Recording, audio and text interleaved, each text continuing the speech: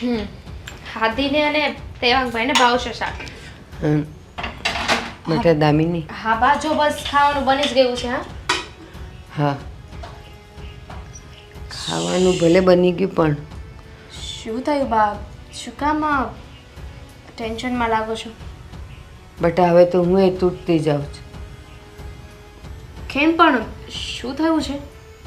હા જો ને, દેવાંગ એટલી બધી મહેનત કરે છે, કેટલો આખો દિવસ વાંચવામાં ટાઈમ કાઢે છે, અને એ જેમ કહેતો તો એમ એ ઇન્ટરવ્યૂ આપવા જાય છે તો એની તો તૈયારી પણ એકદમ સરસ હોય છે, ત્યાં ઇન્ટરવ્યૂ સારો જાય છે, પણ પછી ખબર નહીં કેમ એ સિલેક્ટ જ નથી થતો. બા, તમે જ હિંમત હારી જશો તો પછી દેવાંગભાઈનું શું થશે? એમને હિંમત કોણ આપશે? બેટા એની સામે તો હું હસતી જ રહું છું, હિંમત આપતી જ રહું છું, પણ પછી જે મને મૂંઝારો થાય છે ને, તો એ તારી સામે નહીં તો હું ક્યાં ઠાલવું? હા બા, તમે મારી સાથે બધી વાત શેર કરી શકો છો. તમારા મનમાં જે ચાલી રહ્યું હોય ને એ મને કહી શકો છો, પણ અત્યારે આપણે એવું સમજવાનું છે કે આપણો સમય નબળો ચાલી રહ્યો છે, અને એવું તો નથી ને કે સમય એક સરખો જ રહે. એક દિવસ તો સમય જરૂર બદલાશે. બદલાશે, મને પણ ખબર છે. અને તમે જ કહો છો ને કે ભગવાન સૌનો હોય છે. હા, સૌનો હોય છે. સમય બદલાશે, સારો સમય આવશે, એ બધી ખબર છે.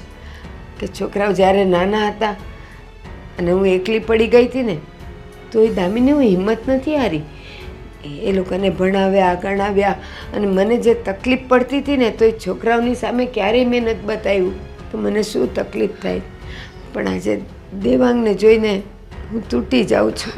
બા, હા, દેવાંગભાઈ ઇન્ટરવ્યૂમાં ફેલ થઈ રહ્યા છે ને, તો એવું નથી કે ઇન્ટરવ્યૂમાં ફેલ થઈ રહ્યા છે. ક્યારેક એવું પણ હોય છે કે અમુક સમયે અમુક સિચ્યુએશનમાં જિંદગી આપણી પરીક્ષા લઈ રહી હોય છે, કે આપણે હારી તો નથી જતા ને, ડગમગી તો નથી જતા ને. સાચી વાત છે. અને બીજું કે ભગવાન પણ માણસની પરીક્ષા લઈ રહ્યા હોય છે કે મારા ભક્તને મારા ઉપર કેટલી શ્રદ્ધા છે, એનો વિશ્વાસ કેટલો છે મારા ઉપર. સાચી વાત છે બેટા. ઇન્ટરવ્યૂ વાળી એટલે કે નોકરીની પરીક્ષામાં ભલે એ ફેલ થતો, પણ કિસ્મતની પરીક્ષામાં એ ફેલ ન થવો જોઈએ. નહીં જ થાય, કારણ કે આપણા દેવાંગભાઈ છે ને એ ઘણા હિંમતવાળા છે. એમનું મોઢું જોઈને આપણને એવું લાગશે કે એ હારી ગયા છે, પણ ગમે એવી સિચ્યુએશન હોય ને એ એમનો સામનો કરીને જ રહી છે. હા, આપણે એને તૂટવા નથી દેવો. હું, તું, આપણે એને હિંમત આપતા જ રહીશું. હા બા, તમે ઉપાધિ ના કરો. હું આદિને કહીશ કે દેવાંગભાઈ સાથે વાત કરે, અને હું પણ હમણાં એમની સાથે વાત કરી લઈશ. હા, ચાલ બેટા. જય શ્રી કૃષ્ણ. જય શ્રી કૃષ્ણ.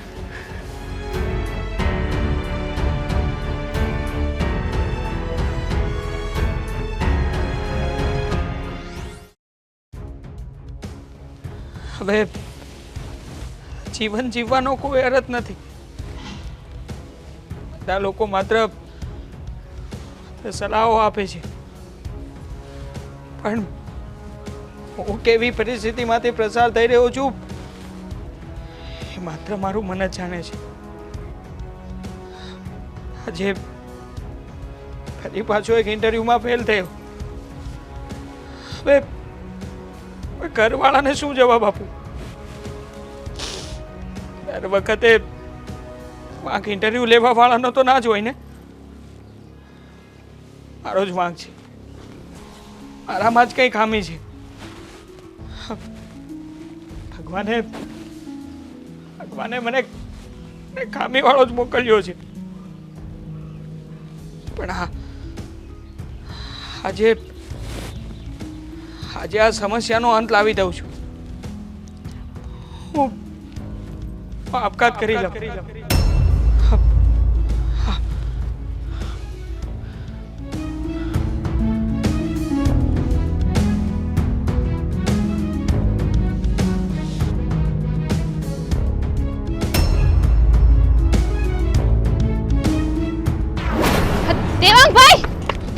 ભાભી ભાભી જવા દો મને, ભાભી રોકો નહીં, જવા દો ને ભાભી મને. શું જવા દો? ગાંડા થઈ ગયા છો? અમારો કોઈનો વિચાર નથી આવતો તમને? નથી જીવવું, મરી જવું છે મારે. આવું જીવન જીવીને શું ફાયદો કે જાઉં એક નાનકડો આમ તો ઇન્ટરવ્યુ નથી પાસ કરી શકતો. દેવાંગભાઈ, આ તમારી જિંદગી નથી, ફક્ત એક ઇન્ટરવ્યુ છે. અને એક ઇન્ટરવ્યુ માટે આપઘાત કરવાનું કોણ વિચારે? ગાંડા થઈ ગયા છો? અમારા કોઈનો વિચાર નથી આવતો તમને? અરે તમારા મમ્મી, તમે જીવન ટૂંકાવી દેશો તો તમારા મમ્મી શું કરશે? તમારા ભાઈ જીવ કરતા પણ વધારે પ્રેમ કરે છે તમને, અને તમે અમારો કોઈનો વિચાર ના કર્યો. તમારા બધાનો વિચાર કરું છું ને, એટલા માટે જ મરવાનું વિચારી લીધું છે. જો હું તમને લોકોને ક્યારેય પણ ખુશ નહીં રાખી શકું, હું ક્યારેય સારી નોકરી નહીં કરી શકું. અરે નોકરીવાળા મારી અંદર કોઈ ખૂબી નથી જોતા. મારી અંદર આટલી બધી ખામીઓ છે જે આજે મને ખબર પડી. ભાભી મને મરી જવા દો ને, મારા જીવનનો કોઈ અર્થ નથી. દેવાંગભાઈ, ખાલી ખોટું મને હાથ ઉપાડવા પર મજબૂર ના કરો. તમને એટલા પ્રેમથી સમજાવીએ છીએ, કેમ સમજતા નથી? અને આ ફક્ત એક ઇન્ટરવ્યુ છે, અને કોણે કહ્યું કે તમારામાં ખામી છે? તમારામાં ઘણો ટેલેન્ટ છે. એટલી વાર પણ જો ઇન્ટરવ્યુ આપવા છતાંય તમે પાસ ન થતા હોય ને, તો તમારે સમજી જવું જોઈએ આમાં તમારો વાંક નથી. અરે કોઈક જગ્યાએ આપણું ટેલેન્ટ નહીં, પણ બીજી વસ્તુ મહત્વની હોય છે, બીજી વસ્તુ મેટર કરતી હોય છે. કોઈક જગ્યાએ રાજનીતિઓ પણ ચાલતી હોય છે. અભી તમને ખબર છે, મારી સાથે જે મારા મિત્રો ભણતા હતા ને, એ લોકો પણ આજે સારી જગ્યાએ સારી નોકરી ઉપર છે.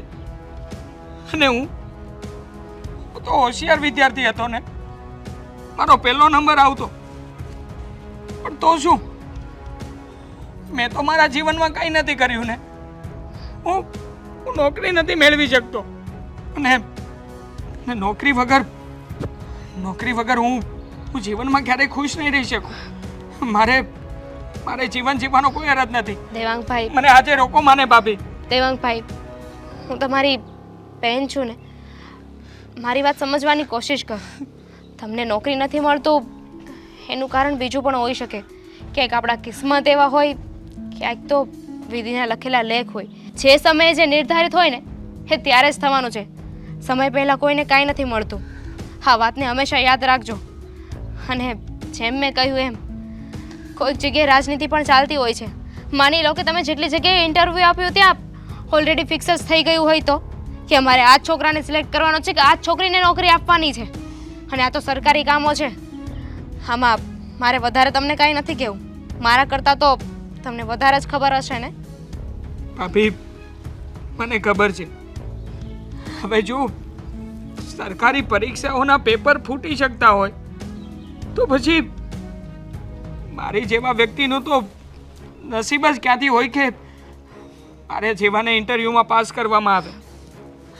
તમે વિચાર કરો ને, મેં મહેનત કરી, હું પરીક્ષામાં પાસ થયો, પૈસા ભરવાના આવ્યા, મેં પૈસા પણ ભર્યા, પણ પછી તે નોકરી મેળવવા માટે તે મારે ફરી પાછા પૈસા જ ભરવાના ને. હા, પણ હું એ જ કહેવા માંગુ છું તમને કે અમુક જગ્યાએ રિશ્વત આપીને, લાંચ આપીને પણ પોતાના કામ થઈ શકે છે ને. અને આપણે એવું નથી કરવું, આપણે નીતિથી આગળ વધવું છે. બોલો, તમે પણ તમારા ભાઈને કહો કે મારે નોકરી માટે પૈસા ભરવા છે, તો આફુડાની તમને પણ નોકરી મળી જશે. પણ દુનિયામાં બધા એક સરખા નથી હોતા ને. અને હું એવું નથી કહેતી કે આમાં બધો જ વાંક સિસ્ટમનો છે, કે જે થઈ રહ્યું છે ને એ અયોગ્ય છે. થવા કાળે જે લખ્યું હોય ને એ થઈને જ રહેશે.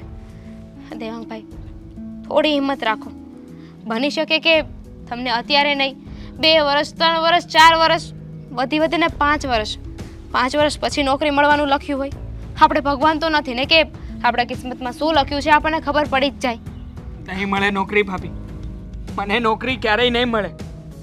આજે શું થયું ખબર છે? આજે 58% વાળા અભણ વ્યક્તિને નોકરી આપવામાં આવી, કારણ કે એ અનામત વર્ગનો હતો, નીચી જાતિનો હતો, અને હું મહેનત કરીને 85% લાવ્યો. મને એમ હતું કે મારી મહેનતથી મને સારી નોકરી મળશે, પણ પેલો 58% વાળો નોકરી લઈ ગયો, અને હું જે નોકરીને લાયક હતો, કાબેલ હતો, એ વ્યક્તિને નોકરી નથી, જગ્યા નથી બાકી બચી. આવા બહાનાઓ બનાવીને મને ઇન્ટરવ્યુમાંથી બહાર કાઢી મૂકવામાં આવ્યો. તો બસ, તો પછી તમે આ વાતને એટલી સારી રીતે જાણો છો, સમજો છો, છતાંય આવો નિર્ણય લીધો કે મારે જીવન જીવવું જ નથી. દેવાંગભાઈ, પ્લીઝ પોતાનો નહીં તો અમારા લોકોનો વિચાર કરો. તમે આવું કરશો તો અમારું શું થશે? ચાલો નીચે ચાલો. ભાભી, આ વાત તમે ઘરના બીજા કોઈ પણ વ્યક્તિને નહીં કરતા. હા, પણ મને વચન આપો કે હવે તમે હિંમત નહીં હારો.